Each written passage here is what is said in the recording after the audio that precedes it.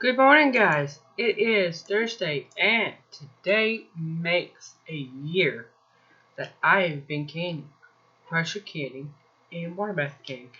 And I've learned a great deal from it. I've grown as a human being from it.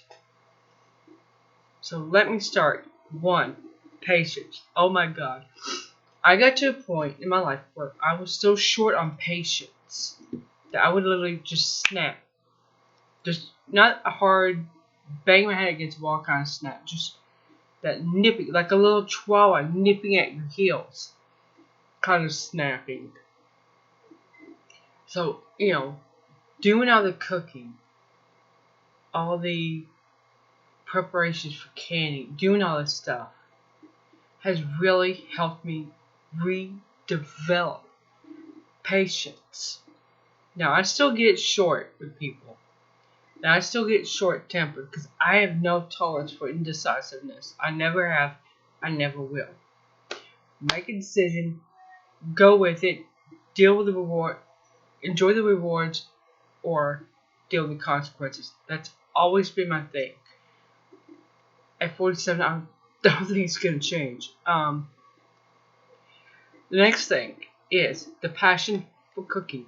I used to enjoy cooking. As a matter of fact, at one point in my life, I wanted to be a chef. I did one semester of culinary school and my parents moved.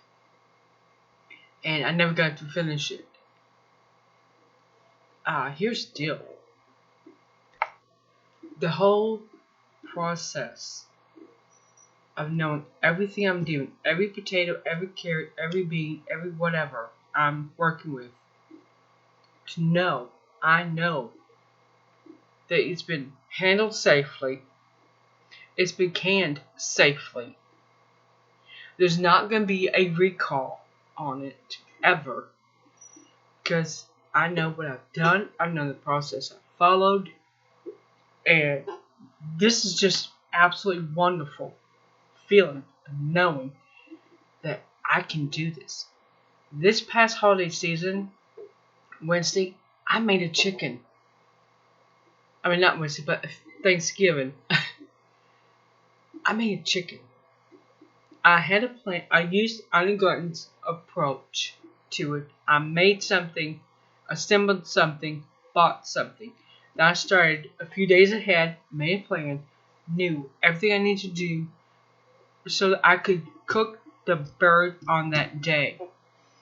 And you would smell this beautiful fragrances of the herbs coming out of that bird. And know it'd be so beautiful, so tender. I never would have tried this before. The turkey, same thing. I made turkey.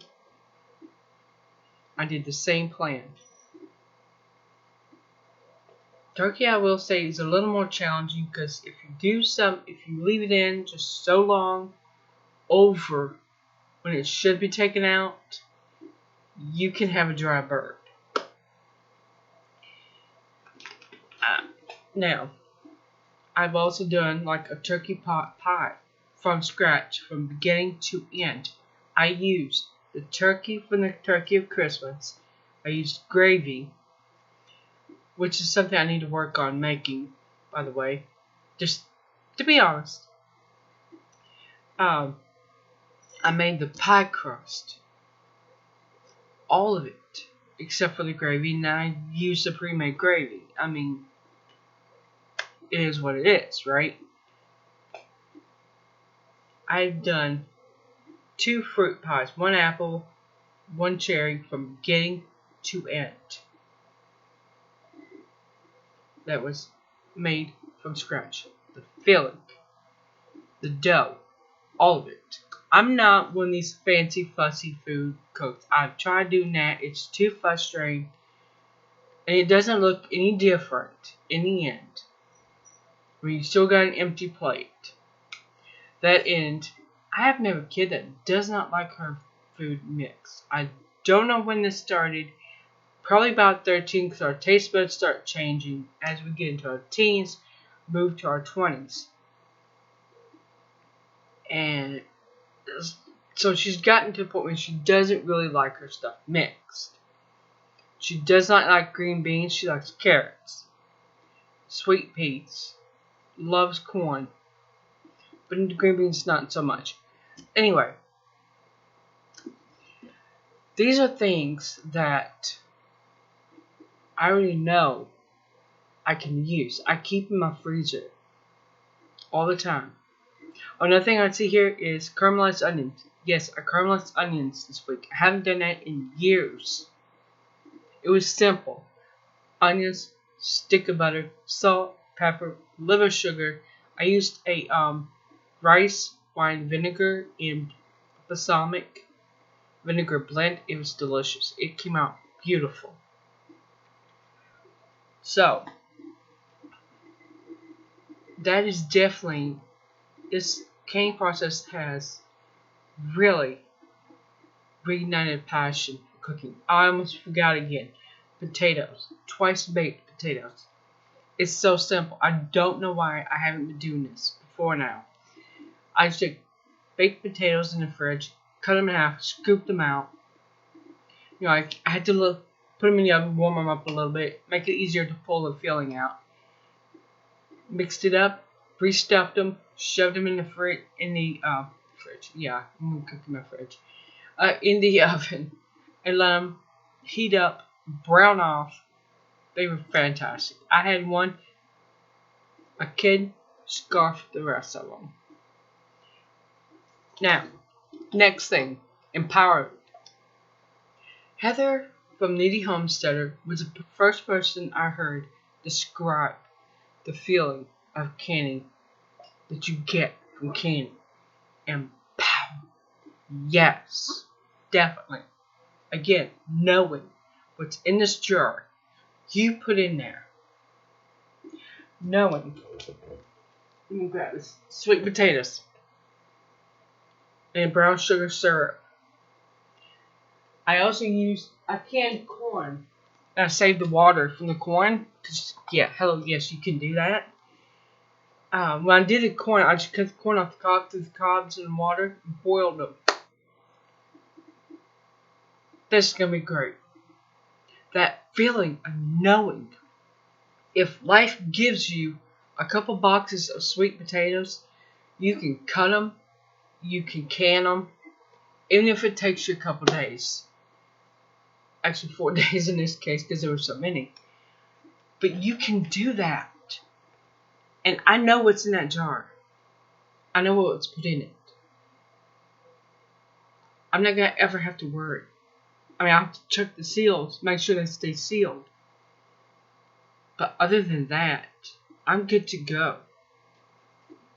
Now, future projects. Oh yeah. I don't know if you guys can really see that well, but there's a list here at the project name, cookbook, and the page. This is front and back. This is only half of one page, okay? Now, some things I've had to reschedule, and that's okay. That is okay. There's some things I'm doing for Christmas gifts, like jams, jellies. I need to get onto jellies. And there's like, what was that? There was a certain type of pickle I've made. Fire roasted tomato ancho sauce, taco sauce, delicious. I was gonna do Persian tarragon pickles. I gotta reschedule that. Carrot cake jam, peach rosemary jam. I just gotta reschedule them. That's all. Today I'm gonna do a couple concentrates. These are, those overpriced concentrates in the freezer section? Yeah, that's what they are. Fruit. Or fruit juice, like pineapple juice in a bottle. Sugar. You just cook it down till it's nice and thick. Either lemon or lime juice. Cook it down till it's nice and thick, like a syrup, and you're done. You just add the water, until you get to the point that your family likes. Easy. Sweet tea concentrate. I just took sweet tea and I concentrated it down as much as possible. I ended up like 9 pint jars. Plus I have probably a quart in the fridge right now. This is going to last me probably through rest of June, July, maybe into August. Because I'll be rotating these out. Doing these things gives you such a sense of empowerment. I mean, it's unreal how simple these things are and how little time they take to do them. And how much joy they give people.